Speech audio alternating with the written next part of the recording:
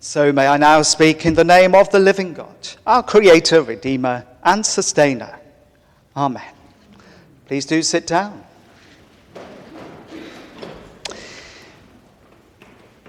I wonder how you would spend your ideal day off or day away. Totally guilt-free, no commitments. Don't worry, I'm not going to pick on you, but do have a think about it. I wonder what it would be.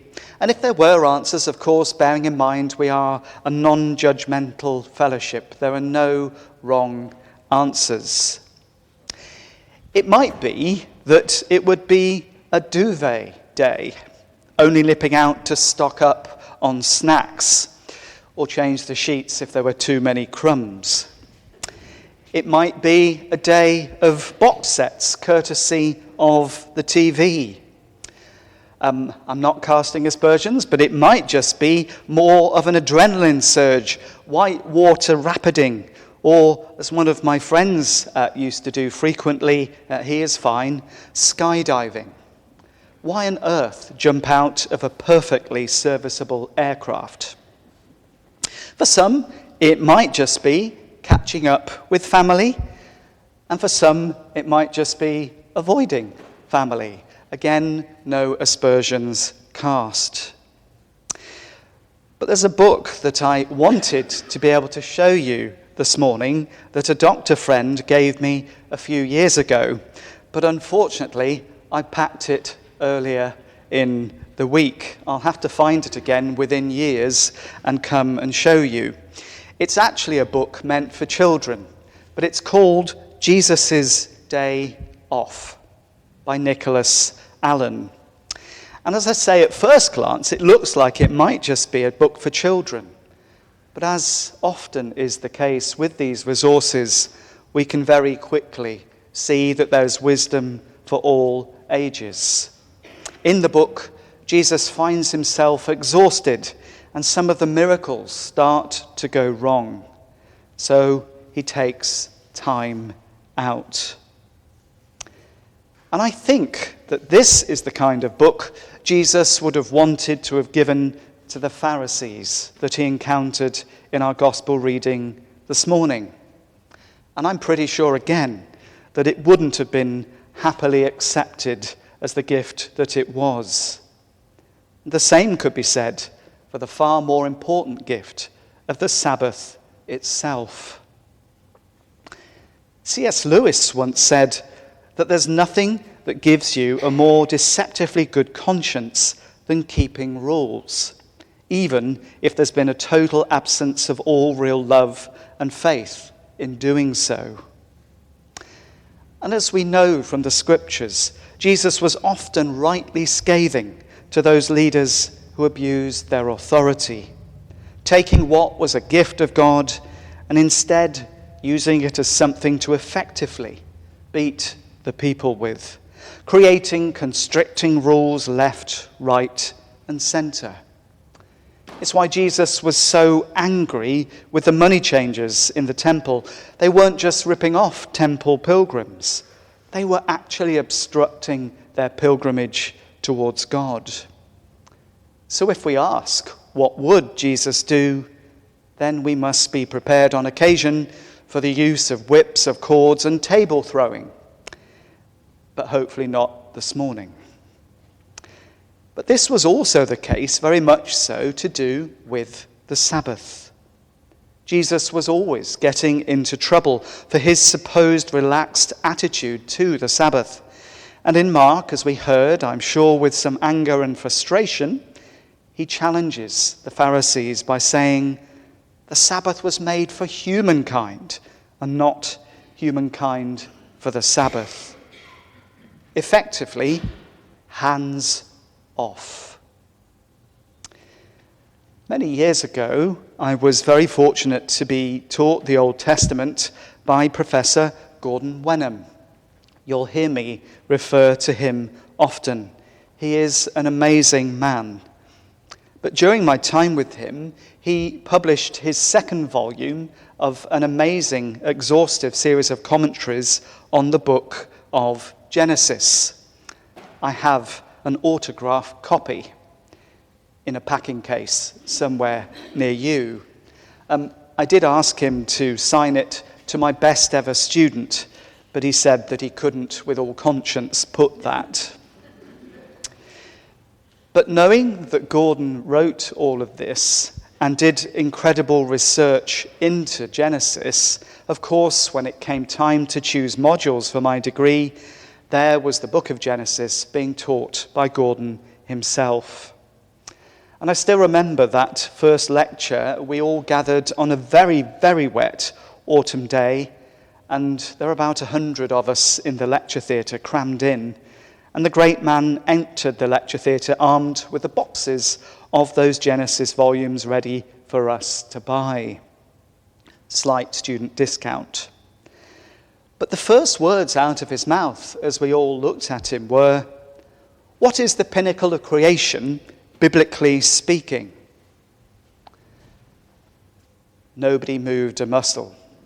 Well, I must admit, I thought to myself, well, that's easy. We, humankind, we are the crown of creation. And again, note that most of us assembled there that day were too nervous to answer. Not my friend Edwin, who was sitting next to me. He must have read my mind, so he put up his hand, pointed to me and said, "Steve here says that it was the creation of humanity." Well, Edwin is still just about my friend. But Gordon saw through this, thankfully, and went on to explain that that was, of course, the widely held opinion, but wrongly so.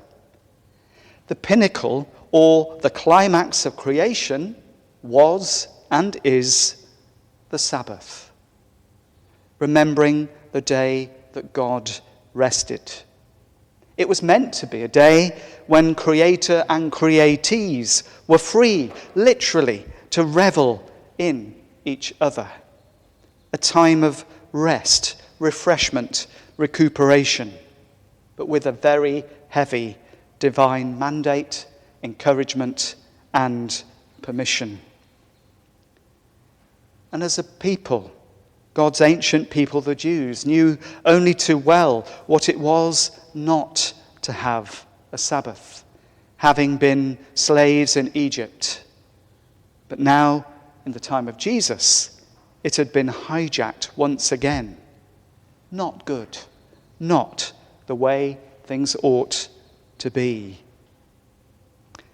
We also heard in that Mark passage and elsewhere in the scriptures that Jesus says he is the Lord of the Sabbath.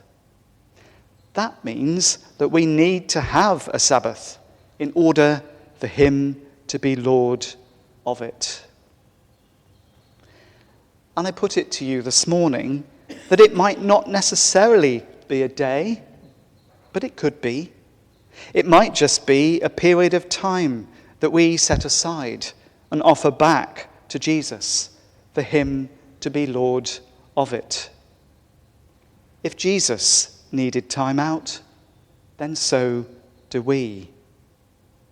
And maybe, just maybe, that can be the church's gift back to society in being countercultural, daring to pause, daring to stop.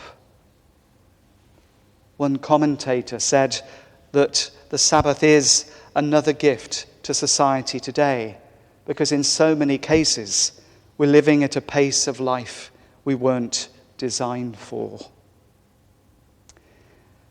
I don't know whether any of you have ever heard of a former key Church of England laywoman by the name of Monica Furlong.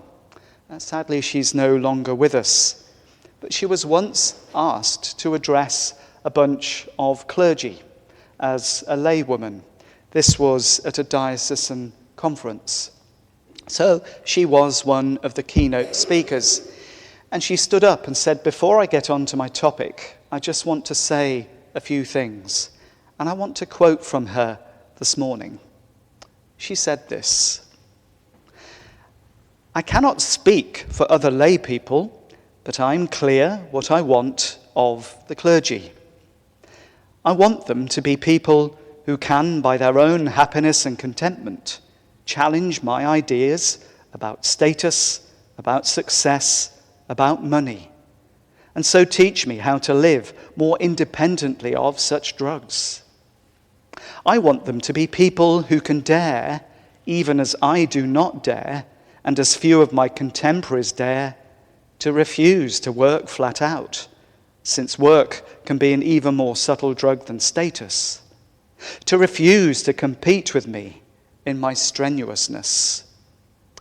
I want them to be people who are secure enough in the value of what they are doing to have time to read, to sit and think, and who can face the emptiness and possible depression which often attack people when they do not keep the surface of their mind occupied.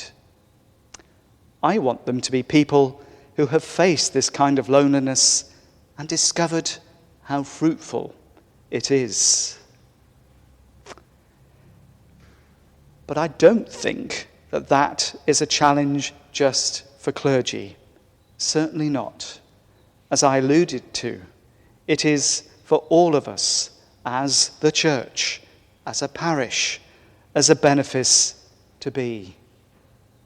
How do we live as a Sabbath people, embracing this most ancient gift of God?